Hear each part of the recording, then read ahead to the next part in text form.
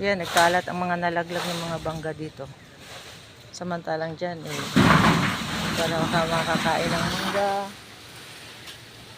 Yan. Kita nyo? Nagkalaglagan lang yung mga mangga ko. Walang makuhang aakyat at bibili. Kasi wala daw silang telephone number ng namimili dito. Samantalang dati pwede silang magbinta. Yan.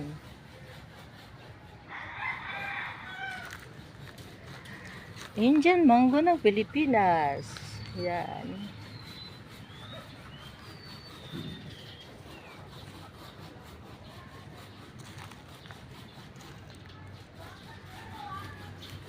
Kita nyo guys, gaano kadami.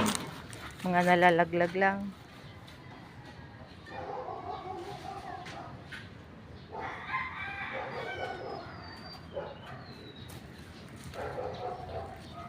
Yan, kinain ng ibon.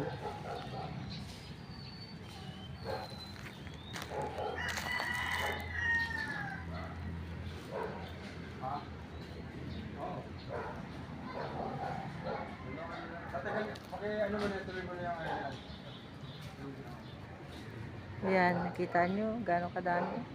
Yan, doon. Doon.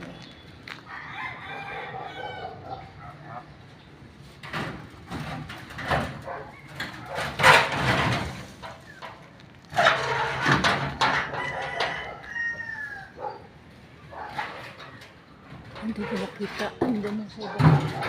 Dito. Doon.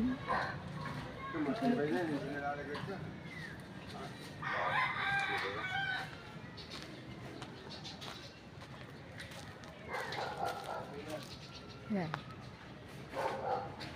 O sige, sungkit na kayo. Ayan o. Ayan, manungkit na kayo. Ay, hello! Sabi ko, sige guys, manungkit na kayo. Kasi ang dami nagkalaglagan. Tingnan mo. Sa amin doon. Ilang araw din kasi ako hindi nakapunta dito. Oo nga 2 days lang naman kami sa Batangas. Na-enjoy naman kami. Ayun. 2 days lang kayo? Oo. Ayun guys, ang dami pang mga bunga. Ayun sa taas. Hindi na sumama si ate.